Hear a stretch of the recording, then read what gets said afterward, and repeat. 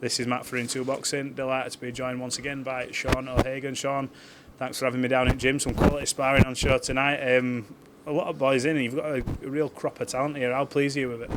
Do you know what? I'm absolutely over the moon with it. We've just added to that. I think you're going to be interviewing him later here. Yeah. If he's up for it. I'll let you disclose what it is then. But no, yeah, it's exciting times. I mean, we've got Maxi Hughes waiting for his world title defence. We've got Josh waiting for his, subject to his scans on his jaw. Yeah. We've got Reece Mould waiting for a big fight. I think he's topping in October on a TV show. And then there's my youngsters. There's Josh Hargreaves there, showing a lot of promise. Yeah. And tonight, good technical sparring. Just trying to give him a little bit of guidance. Yeah. But yeah, good. It's exciting. Yeah, just a little bit. We'll come on to sparring in a minute because it's very entertaining to watch. There's a lot of good things happening in here. Come on to Josh just to start with him. Obviously last time he's got his world title back. I know he'll be on top of the world about it. I know he thinks he's a bit of a rock star now, looking at the pictures from last night. But talk to me about his jaw. What's the sort of latest update on it? Because we weren't in a good place after the fight with it. But where are we at with it? No, I mean regarding his jaw, we're lucky that it was a nice clean break. He's had a little plate put in there. Surgeons have assured us that it's okay and he can resume training. He's done that. He's been back in doing a little bit of base strength. Started his runs again. He's been in gym once or twice, and we're on course. I would think for probably late November, Christmas maybe. Any concerns with obviously that jaw and stuff like that and him coming back? Is there any slight concerns with it? I think there's always concerns when you've suffered injuries as serious as that. We'll be a little bit wary when sparring starts, but I'm sure he'll be fine. We've been assured by surgeons and things that he'll be absolutely fine. Well, that's good because there's some big fights ahead for him. I know every time we seem to have the same conversations with him because he seems to keep saying, I want to go to the States, I want to get that ticked off, but we've not heard anything else. What do you think's next for him? What do you think's next for him anyway? Because he wants the States, but there's other big fights. There's Leewood, there is your Conlons, depending on how it all works out. But what do you think will happen for him next? I mean, I think that's all down to Eddie really and DAZN. Now, Josh wants to fight in the States. It's no secret. He's been saying it for years. But I think realistically, there's the Leewood and Santa Cruz situation. We've heard no more on that. Yeah. So, I mean, the obvious fight would be Leewood. Because Josh is not going to be ready until, in late November, Christmas. Then it's looking like that. It's not going to be a stadium fight, So Leewood wants to fight in Nottingham, Josh wants to fight in Leeds. I think if that fight goes ahead, then maybe it could go in Manchester, 22,000 there. Yeah. That's a possibility. But there again, we've got as mandatory, we've got an extension with IBF on his belt. Yeah. And we've got a mandatory there, and is it Daniel Lopez? I think so, yeah. Yeah, so I mean, there's Daniel Lopez in mix as well, so... Before with obviously mandatories, I know that were a big bugbear of Josh's saying that look, the IBF is good, but when these mandatories are halting me getting the bigger fights. Is there a danger that that's going to stop any potential big fights, or will the IBF look and go, look, if you fight in Leewood and Leewood maybe gets elevated, that'll supersede? Yeah, well, I think so. I mean, if they give us, I'm sure what we'll have to do is apply for exemption. Whether they'll give us that after a delay because of his injury, we don't know. It's yet to be seen. But I think two possible fights, I think, is Leewood or it's going to be as mandatory in Lopez. Big fights, though. Huge fight, especially if Leeds fans go to Nottingham or Nottingham come to Leeds. I mean, would you be... I know obviously it'd be a big conversation about who's the A side and this, that and the other. Eddie's promised Leewood a Nottingham fight, but would you be willing to take Josh over to Nottingham? Yeah, of course we will fight anyway, we're not bothered.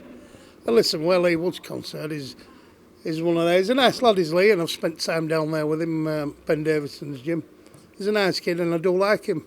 Just recently he's let himself slip a little bit, being a bit vocal, hasn't he? But listen, let's have it right. Michael Conlon had him all over. Michael Conlon's a super bantamweight, and he had Leewood. He was very, very lucky to survive those rounds. he was very lucky to get a win against Reece Mould as well, to be honest with you. He's not been in with a full-blown featherweight yet. Were you impressed with him against Kanzo? Not really, because I know the story behind that with Kanzo, so I wasn't really impressed. Not really. We knew that he wasn't going to get the Kanzo that we all know, that we've seen it past. Same as Maurizio Lara didn't get the Josh Warrington that we all know of and what he's capable of, you know. So Kanzo, Josh Warrington had done 3 camps to fight each other during lockdown, 16 months out of the ring. They're going to be jaded, they're going to be tired, they're not going to be at the best, you know, and that's what happened. So Lee Wood's very lucky to be where he is. He ain't no world beater, he ain't no massive puncher that he's making out. He's a good fighter, I do like him. And this is not me having a go at him, I'm just saying it as it is. It's a cracking fight. It's one that you throw it in the mix, I hope comes off. Talk to me about Maxi Hughes. Cinderella man's back off about 15 holidays. Come in, done a bit of sparring tonight. Looks good. What's next for him? He's been talking about Ryan Garcia, and I'm gutted personally that fight hasn't come off for him. But what's next for Maxi? The Maxi Hughes train apparently is going. So where's it going to? Well, listen, we don't know yet. I mean, that Ryan Garcia had been a lovely fight, wasn't it? And Ryan Garcia were up for that fight. For some reason it didn't happen. They went down and another route with, is it Fortuna? Fortuna, that's it, yeah. A little bit older than Maxi. Not really as sharp as Maxi. It makes sense for him, for Garcia. Yeah. It's an easier fight. I don't really believe that his team wanted to fight Maxi. Same as Devon Haney and Camboza. Listen, for me, Maxi Hughes beats all 3 of them. And, you know, would you bet against him? No, you couldn't really. You know, I'm not going to say that he'll do this and he'll do that and start shouting. But Max is very, very hard to beat. You know, and you wouldn't bet against him, would you? No, absolutely not. I think his story as well, where he's come from, we've spoke about it numerous times. Like there's a movie somewhere in all this. I'm sure you agree. Oh, of course, it might get me a few quid, might it? Yeah, you get a little cut. I mean, he looked very, very sharp. He's just come back off holidays, Maxi. Before he went, he was jaded. He'd done a bit of sparring with 1 or 2 lads that we know, and he didn't look right good, to be honest with you. But he's back off holiday. He's refreshed at super middleweight, and he looked good tonight, didn't he? Yeah, he did look good. He said as well, I think before, I think you asked him, did you do it on holiday? Because he said you told him not to do anything. Is that what you want from him? Go away, sort of blow off the cobwebs, let off some steam without putting your body through a bit of torture.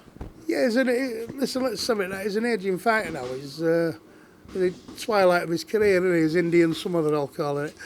But your body can't take what it can take at 21 and 22. You've got to be sensible, you know. Just shorten them sessions up, rest when you need to rest. You know, that's the important thing, resting. Absolutely. Some other lads in the gym. We've got Josh Hargreaves in the gym. Reece Mould's been in tonight. Another young lad that's coming to sign. But looks, it's very positive. What's next? What are the next steps for them 2 lads? I think next steps for them 2 lads is carry on doing what they're doing. They're both. One of them's had 3, one of them's had 2, and they've got to keep progressing. You know, it's all about bringing them on now, doing things the way we do it. It seems to work for us. You know. Yeah. In my little shed here with 2 world champions, haven't we? Yeah. So we must be doing something right. It's about developing them as fighters, isn't it, and turning them from 4-rounders into 6-round fighters. And, you know, end result is got to be turning into a championship level fighters. That's what we're going to keep doing, keep progressing. Do you look at these lads and think, I wonder if I've got a third in me? I wonder if I've got another world champion in me? Is there anyone in particular sounds like you think, you know what, if he stays on, is anyone now you're looking going, you could be my next one? Do you know what? I think if Reece Mould takes the advice and he boxes at lightweight, as I've been advising him, I won't write Reece Mould off. Yeah. He's certainly got it in him. Certainly got it in him there. Seems to be coming out to our way of thinking now as well. So there's Reece Mould, but then you look down the line, you know, another 8-10 fights. You've got the 2 young ones that we're talking about. Yeah.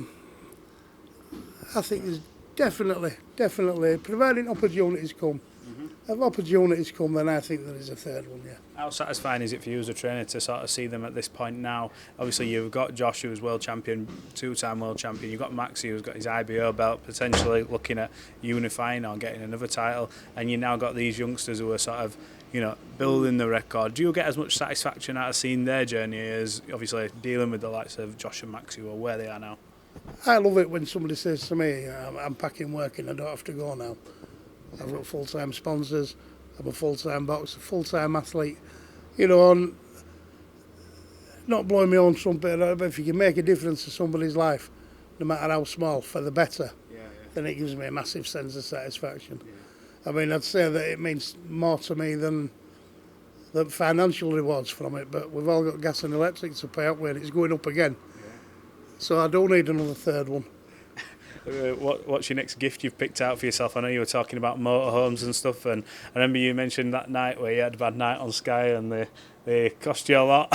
What's the next big purchase? I had to think, I was that confident going into them. Well, I wasn't actually, but listen, what I did was I ordered a big motorhome and I had to ring them up day after. I'd say, listen, that order that I've got, don't you? It's all gone pear-shaped, can we delay it a bit? So what I've done, I've played safe, I've bought a trailer tent. Bloody hellfire. I want to get your opinion on another fight that's coming up shortly. Being a trainer who's training world champions, been getting a lot of people's takes on it. Anthony Joshua, Alexander Usyk, the rematch. Give us your take on this. He's brought Robert Garcia into the fight. He's mentioned that maybe something mentally wasn't right with him going into the first fight. But from the outside looking in, break down that fight for us. To be honest with you, Anthony Joshua, I do like him. He's a smashing lad. The thing that I'm getting at the moment is everybody's saying Usyk's going to do the same again. Do you know what? I'm not so sure now. I think it's a very, very wise move bringing Robert Garcia in. I think what I should have done is brought me in. But oh God, imagine how many trailers you'd have got off that. I'd have been all right with that. I'd have been having one of them 6-wheel motorhomes, wouldn't I? But listen, no, I think bringing Robert Garcia is a fantastic move. And if you look at it, he could have gone anywhere, could Joshua? Anybody would say yes, just for money. But I think what he's done, he's not rushed. He's tried a few people out. Maybe it was just time for a change for him. He's sat back and he's really thought about this. And if you look at his style, you look at the fighters that Garcia's trained, I think it's a good match. And you know and I know, would Anthony Joshua be daft enough to go out and box the same way? No, I don't think so. I don't think so, unless he goes against the advice of Robert Garcia. Robert Garcia is a good trainer, and I think he could bring best out in Anthony Joshua. Yeah, it's an exciting matchup. I think it'd be interesting to see how the war in Ukraine as well has affected Usyk, because you've got to think that could have played heavy on his mind, and there was a lot of talks about him, how much weight he'd lost. I mean, he looks in great shape, I have to say, when I saw him at the press conference. But do you think that situation over there could sort of play a part with him? I think he's got to do, because it's so close to home, isn't it? And it's obviously it's there, it's in his heart. He's saying what he did and Klitschko's have done, and hats off to him, Yeah, fair play. Having said that, it could make him more determined, couldn't it? Yeah. Situations like that affect people in different ways. But I really think Anthony Joshua and I think Garcia it's been a good move for him.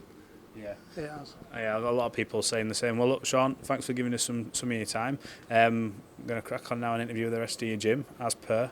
And be down on Wednesday if there's a few more. And we'll be here again. So thanks for talking to Into Boxing. Not a problem, thank you. And while I'm here, I'd just like to say that we've got 1 or 2 new lads in here, prospects. Very, very promising. They are looking for sponsorship. So if anybody wants to come forward, don't have to be massive. It'll be greatly received, and they are absolute real talents of these kids. They're not kids anyway, they're up and running professionals, but they are looking for sponsorship. So if anybody's interested, give us a call. Yeah, get yourself down to this gym in Garth. There's some real talent in it. Absolutely vouch for that. Sean, appreciate your time. Cheers, pal. Thank you. Been a pleasure.